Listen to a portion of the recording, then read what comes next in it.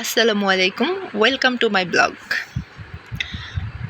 আজকে আমি আপনাদের সাথে আমার একটা ড্রেস কাটিং স্টিচিং শেয়ার করব। এই ফ্লোরাল প্রিন্ট কাপড়টা আমার কাছে খুব ভালো লাগে। এটা আমি অনলাইনে দেখি আর সাথে সাথে অর্ডার করি। আর যেই ভাবা সেই কাজ। এই ড্রেসটা আমি কীভাবে সেলাই করব, কী করব সব কিছু যখন আমার প্ল্যান করা শেষ। আর এটার সাথে আমি যে কাপড়টা চুজ করেছি সালোয়ারের জন্য, ওইটা চুজ করার সময় হেল্প করছে আমার বোন। আসলে আমি একটু কনফিউজ ছিলাম যে এত সুন্দর কাপড়টা এটার সাথে কোন কালার হচ্ছে, আমি যদি সালোয়ার নেই কোনটাই বেশি ভালো লাগবে, এটা নিয়ে আমি অনেক বেশি কনফিউজড ছিলাম।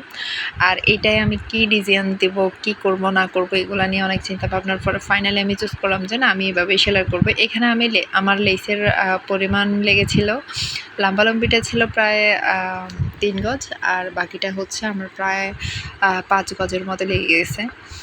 আর আমার এই ড্রেস ডিজাইন মেকিংটা কেমন হলো অবশ্যই জানাবেন।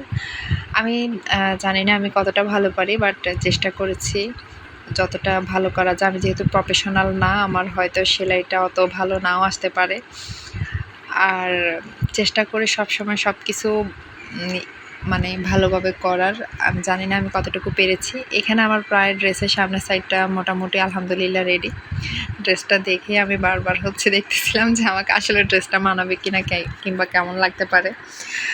আর আমাকে প্লিজ কমেন্ট করে জানাবেন আমার এই ড্রেসের স্টিচিং বা সেলাই কাটিং সব কিছু কেমন হয়েছে। এই ড্রেসটা আমি অনেকটা পাকিস্তানি স্টাইলে সেলাই করছি। এটা ছিল ড্রেসের দামান। আর এই ড্রেসের হাতার আমি খুব সিম্পল রেখেছি। আমার কাছে খুব ভালো লেগেছে এই স্টাইলটা। জানি না আপনাদের কেমন লাগবে। আর অবশ্যই প্লিজ আমাকে জানাবেন। এটা হচ্ছে সালোয়ারের নিচের সাইডটা। আলহামদুলিল্লাহ ড্রেসটা দেখে আমার একদম ক্লান্তি দূর হয়ে গেছে। সাথে সাথে মেহেদি লাগাতে বসেছে। আলহামদুলিল্লাহ মেহেদি লাগানো শেষ। এখন হচ্ছে ভিডিও করতে চলে আসি। মেহেদি যে কখন ওঠাবো, ভালোভাবে রঙও হয় নাই হাতে। যাই হোক, আপনাদের সাথে শেয়ার করার জন্য পুরোই উন্মাদ ছিলাম।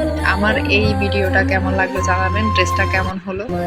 তাহলে ইনশাল্লাহ সামনের দিকে আরও এরকম ভিডিও নিয়ে হাজির হব। আল্লাহ হাফেজ, আসসালামু আলাইকুম, টাটা, টেক কেয়ার।